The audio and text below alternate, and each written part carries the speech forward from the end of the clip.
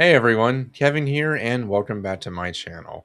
So, a new Gallup poll and study has shown what we've already known for years: teachers aren't paid enough. But specifically, what we're seeing is that the percentage of teachers working multiple jobs has dramatically risen in recent years, especially following the pandemic. And importantly, we've got a ton of percentages and figures to get through today because this study was actually pretty thorough, so buckle up.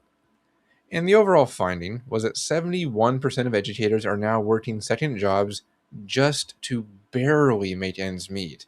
And 85% of those are being worked during the school year, not just on holiday breaks or over the summer, which we really don't get off for vacation like people think anyway. And a third of these jobs don't even involve education at all either. Many report working as Uber or DoorDash drivers at night, bartenders, waiters, and even being spray tanning technicians. The problem is that educators are already incredibly overworked as it is, and this only hastens the burnout many of them are feeling on a daily basis, along with potentially dulling their teaching skills doing all these other jobs at night. In fact, only 28% of teachers actually feel like they're living anywhere near a comfortable level, and over half are only just getting by financially.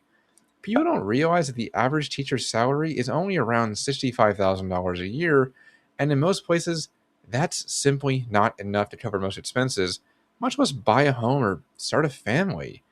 And that's before all of the other things teachers have to pay for out of pocket these days, like union dues, taxes, and most important of all, classroom supplies. I actually just did an entire video on the cost of a classroom to a teacher. If you're interested, I'll link it here. And in that video, too, I mentioned how over 90% of teachers spend personal money on classroom supplies, averaging anywhere between $500 and $1,000 per year. And that number is often much higher earlier in their careers. Yet no one bats an eye at that reality. Everyone just says, well, yeah, that's part of the job. But no other profession is expected to personally furnish their workspace to this degree just to do their job like educators do. Yet teachers doing this has been normalized to the point where they're quietly absorbing thousands of dollars in costs over time, which, yes, also further contributes to burnout, debt, and educators leaving the profession. When combined with the meager paychecks, which are only paid 10 months out of the year, I hope you're starting to realize that the cost of being a teacher now far outweigh the compensation that they get for the time they put in, especially considering teachers often work far before and after contract hours for free, catching up on grading, emails, phone calls, and whatever else they weren't able to do during the day. Doctors often experience this too when they have to stay after their shifts to finish charting for patients, and it likewise overburdens them in the healthcare system. This has been really well shown in the second season of The Pit, actually, which I've mentioned in other videos. But I think it's important to note that I am not advocating for teachers to be paid like CEOs or professional athletes. I'm saying that it's very telling how little we care about the well being or the financial health of those responsible for educating the next generations of our society. The low pay, ever rising expenses and standard of living, along with the worsening medical and retirement benefits for teachers, only erodes their ability to be as present for the kids as they should be. They end up being distracted by money problems so much that they aren't focused at school, or again, have to wear themselves to the bone taking side gigs just to pay their rent. Teachers already feel undervalued as it is, but the increasing financial strain makes educators less and less likely to remain in the profession, particularly when that system seems hell bent on keeping them in a cycle of debt that they seemingly just can't pay off. And teachers are consistently paid less than those with a commensurate level of degrees and experience on top of all of that, actually making about 27% less than others at the same level, which I've talked about numerous times.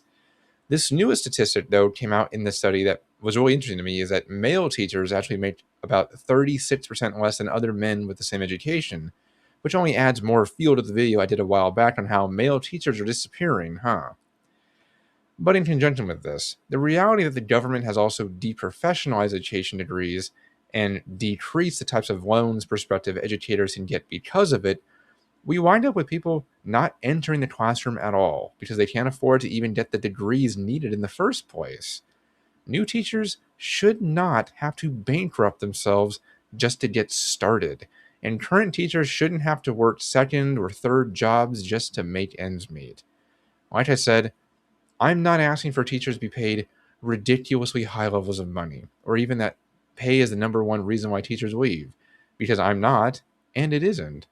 What I'm arguing for is a reassessment of the lifestyle we are forcing teachers to put up with and accept that it isn't working. Even one of our former secretaries of education, Margaret Spellings, has noted that the financial issues have caused teachers to question whether they can even make it work in the long run because passion and altruism can only go so far. We have a massive amount of teachers who are aging out or on the verge of retirement, along with a high level of attrition because so many others, like myself, have either left or are considering leaving. My favorite quote from this entire study was from a fifth grade teacher named Ashley up in Washington State. She said, and I quote, "I don't know if I will retire as a teacher.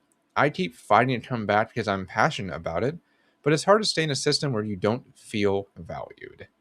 And that's the ultimate truth of this entire problem with pay and needing to work multiple jobs.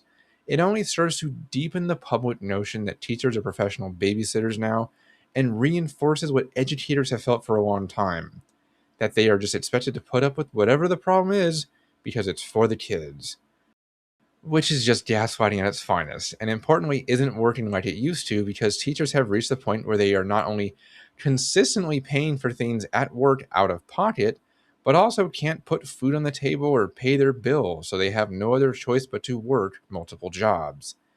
It's just so messy for educators now, and no one seems to want to acknowledge that. Teachers should be paid at an equal rate to other professions with the same level of degrees and experience, and at a rate which at least marginally keeps up with inflation. It was always really annoying to watch my paycheck theoretically go up every year by a few dollars, but to discover that I was actually making less every year. Despite the tiny yearly adjustment, inflation and the loss of funding from local, state, and federal agency outpace that increase.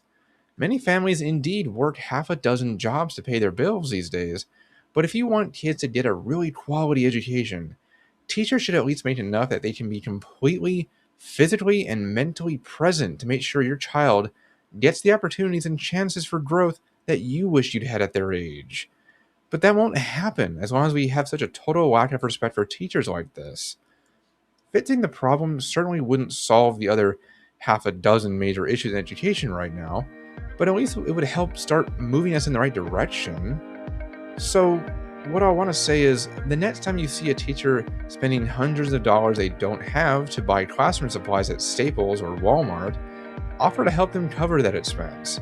It might be the difference between that teacher being able to afford food or their rent that month. So keep that in mind. Well, guys, thanks for watching, and I hope you enjoyed today's episode. If you aren't subscribed yet, please click that button and like the video while you're at it. Every little bit helps the channel and gets these messages out to people who really need to hear them. But for now, I've been Kevin, and I will see you in the next video.